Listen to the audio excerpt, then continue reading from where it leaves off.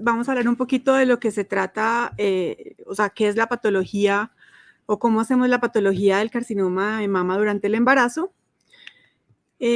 Importante de pronto recordar algunos cambios que tiene el tejido mamario durante el embarazo y la lactancia. Entonces, realmente el tejido mamario se vuelve completamente funcional y maduro durante el embarazo y los cambios empiezan tempranamente en el mismo. Hay cambios macroscópicos como incremento de la pigmentación de la areola y pezón, distensión de las venas superficiales, los tubérculos de Montgomery son más pronunciados y el aumento de la mama es aparente desde el 5º mes del embarazo, de todo el tamaño de la mama. Microscópicamente también tenemos algunos cambios, se aumenta el número de lóbulos y el tamaño de los mismos, las células también se vuelven más grandes, el citoplasma es más prominente y pueden tener secreción hacia la luz e inclusive un cambio que semeja la reacción de Arias Stella que se ve en el endometrio durante el embarazo. Y es importante ahí también recordar que todo tejido etópico mamario que puede darse dentro de toda la línea de la leche puede responder también a estos cambios y puede volverse más evidente durante la época del embarazo y la lactancia. También es importante saber que las masas palpables en el embarazo, aunque estamos hablando sobre cáncer en embarazo, la mayoría de las masas durante el embarazo van a ser benignas, depende de los estudios, están más o menos entre el 73 y el 88%. Sin embargo, todas las masas en embarazo que persisten por más de 2 semanas deben tener algún tipo de estudio y esto es muy importante porque si no se hace esto se retrasa el diagnóstico en algunas pacientes o en muchas pacientes y eso puede tener alteraciones en el pronóstico a futuro. ¿Qué estudios utilizamos? La biopsia por aspiración con aguja fina, sin embargo, la biopsia por aspiración con aguja fina en embarazo tiene problemas en el sentido de que los cambios citológicos normales del embarazo en la mama pueden ser confundidos con carcinomas y pueden llevar a falsos positivos, por lo tanto es la biopsia por Trucut la biopsia o la forma indicada de diagnóstico. Es seguro, es costo efectivo, nos permite tener todo el tejido necesario para hacer nuestros estudios, tiene algún riesgo de sangrado, de infección y fístulas de leche, pero pues hay cosas que se pueden hacer para evitar estas complicaciones al mínimo. Importante también que se requieren patólogos con experiencia en patología mamaria para hacer este diagnóstico o para manejar biopsias de pacientes en embarazo, ya que estos cambios que describimos previamente pueden hacer más difícil el diagnóstico. ¿Qué hacemos en una biopsia de mama donde hacemos un diagnóstico de carcinoma? Lo mismo que haríamos en una paciente no embarazada, hacemos todos los estudios de inmunohistoquímica necesarios como los receptores hormonales, el ER2, el KI67 y tenemos tejido para estudios adicionales que probablemente o podrían necesitarse en el futuro como el PDL1, que es otro estudio de inmunohistoquímica importante actualmente, o estudios de pruebas moleculares.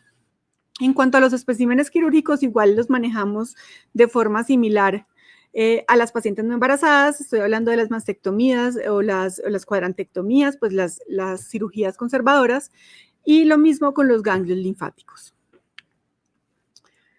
Cualquier tipo de lesión que se encuentra en una paciente no embarazada puede verse en el embarazo. Y hay además otras lesiones que son propias del embarazo y de la lactancia. Vamos a simplemente recordar algunas como para tenerlas en mente porque muchas veces hacen el diagnóstico diferencial de los carcinomas de mama en embarazo. La macromastia, que está asociada a la lactancia, se ven mamas eritematosas, edematosas y dolorosas, con ulceración variable de la piel, con un tamaño que puede ser muy grande. El absceso mamario, que es más frecuente en el periodo de la lactancia, generalmente se asocia a entrada de bacterias a través de fisuras en el pezón y se da tratamiento con antibioticoterapia.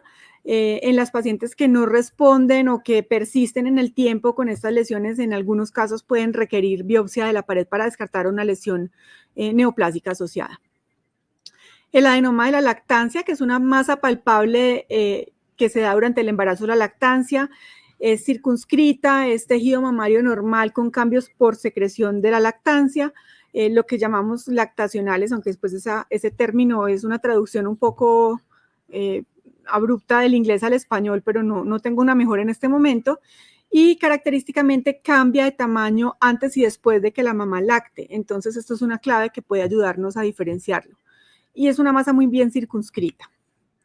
El galactosele es una masa dolorosa que se da por ruptura de los ductos con salida de leche al tejido adyacente, puede inducir una respuesta o induce una respuesta inflamatoria crónica y estas pacientes a veces son llevadas a aspiración y se obtiene un líquido lechoso de la misma.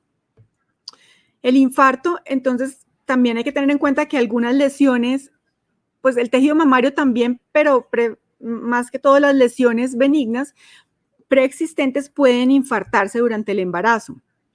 Y estos casos pueden llegar a ser dramáticos. Y el problema es que en una biopsia hay presencia de mitosis y necrosis que podrían hacer sospechar al patólogo de una neoplasia maligna, por lo cual hay que tener mucho cuidado en el diagnóstico para evitar un falso positivo. La mastitis granulomatosa, entonces, ocurre en mujeres jóvenes, ocurre en los primeros 5 años alrededor del embarazo. Tiene unos hallazgos histológicos específicos de granulomas, como lo dice su nombre. Y aquí hay una entidad que es importante tener en cuenta que se llama la mastitis granulomatosa quística neutrofílica, que es un tipo histológico de mastitis granulomatosa que se asocia a infecciones por Corynebacterium y tiene un tratamiento específico de antibióticos, por lo cual pues debe tenerse en cuenta.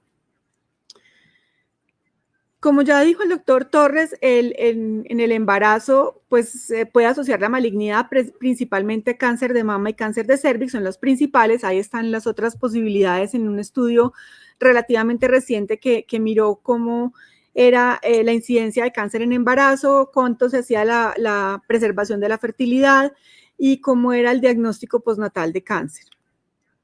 El carcinoma mamario asociado a embarazo específicamente, que es de lo que estamos hablando hoy, la definición ya la dijo el doctor Torres, es un carcinoma de mama diagnosticado durante el embarazo y hasta un año posparto o asociado a lactancia. La incidencia es variable de acuerdo a las estadísticas que uno mire, pero se piensa que debido a que las mujeres están retardando más su inicio de gestación, entonces es posible que con el tiempo veamos mayor incidencia de carcinoma asociado a embarazo. Importante también ver que, por ejemplo, en el grupo de 25 a 29 años, algunos estudios han mostrado que corresponde más o menos al 20% de todos los carcinomas. La edad promedio de presentación varía entre 33 y 36 años de acuerdo a los estudios que uno mire. El 90.5% de las mujeres se presentan con una masa palpable y hay estudios que muestran que hasta el 84% de las pacientes se identifican su propio tumor.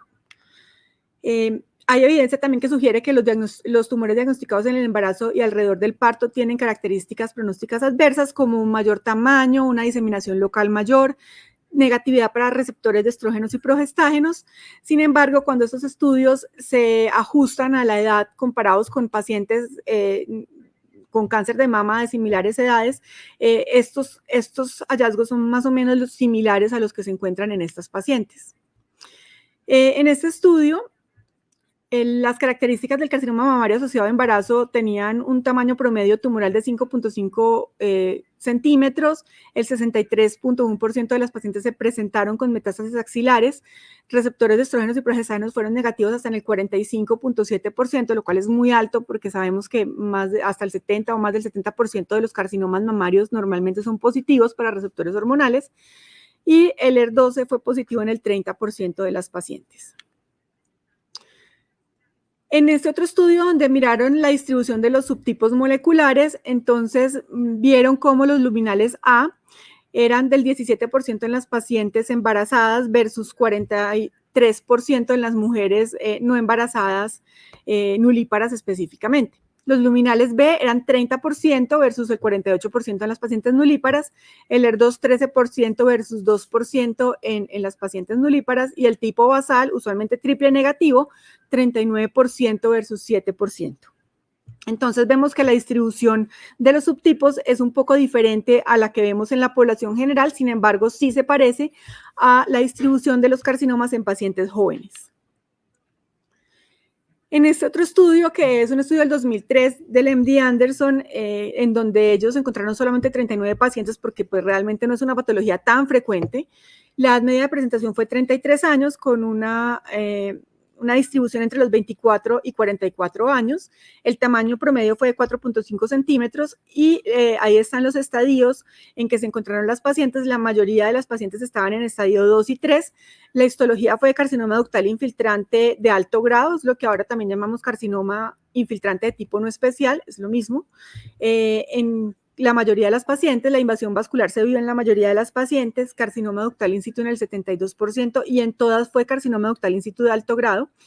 Y de las 25 pacientes que tenían receptores de estrógeno, SER2 y Ki67 disponibles para análisis, 7 pacientes tuvieron receptores hormonales positivos, 7 ER2 positivos y el Ki67 fue extremadamente alto en la mayoría de los casos. Entonces, las conclusiones de este estudio es que la enfermedad de las carcinoma mamario asociado a embarazo se detecta en un estado mucho más avanzado en general. Los tumores tienen características histológicas y pronósticas adversas. Las características histológicas y pronósticas son similares a los tumores de otras pacientes jóvenes, como estábamos ya previamente diciendo. Entonces, probablemente todo esto se debe simplemente a que la edad de presentación de estos pacientes es relativamente temprana. Se ha planteado la demora en el diagnóstico como un problema grave durante el carcinoma mamario asociado en embarazo. Se piensa que hay un subdiagnóstico del carcinoma mamario durante esta etapa porque pues finalmente de pronto es más difícil de hacer ese diagnóstico en la paciente embarazada por los cambios fisiológicos normales de la mama, porque también se piensa que algunos grupos de ginecológicos no están entrenados o suficientemente conscientes de que el manejo de estos tumores es viable durante el embarazo y puede inclusive hacerse sin terminación del embarazo en la mayoría de las mujeres. Se dice que hay un retraso en el diagnóstico en un promedio de 1 a 2 meses. Y hay un estudio muy interesante donde mostraron que un retraso en el diagnóstico de una mujer con carcinoma de mama en estado temprano, que tiene un tiempo de duplicación de 65, ahí es 65 días, no 65, 654, tiene un incremento del riesgo de metástasis axilares de 1.8%. Lo que hablamos del tiempo de duplicación es cuánto tiempo se demora un tumor en volverse el doble. Entonces, si es de 65 días, el riesgo incrementa en 1.8%. Lo cual, si miramos, por ejemplo, que el diagnóstico se retrasa 6 meses, puede llegar casi al 10% de mayor riesgo de metástasis axilares que si se hubiera detectado inicialmente o se hubiera tratado en el momento inicial. El carcinoma mamario es generalmente más agresivo en mujeres jóvenes, como ya lo dijimos, y es importante tener en cuenta este hallazgo, que son las metástasis placentarias. Entonces, uno puede tener metástasis placentarias en el espacio intervelloso.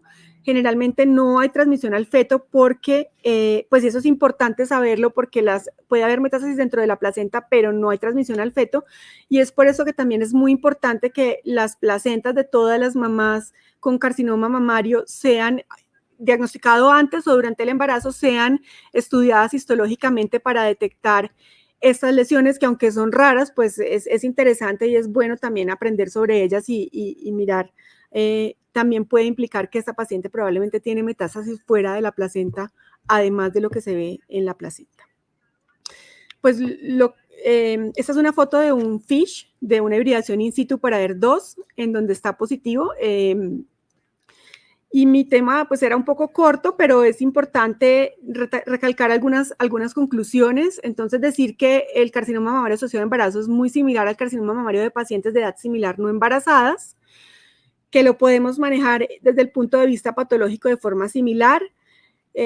Generalmente lo vamos a encontrar en tumores avanzados, son grandes, en estados muy avanzados con receptores hormonales positivos en menor proporción de pacientes de lo esperado en pacientes no jóvenes.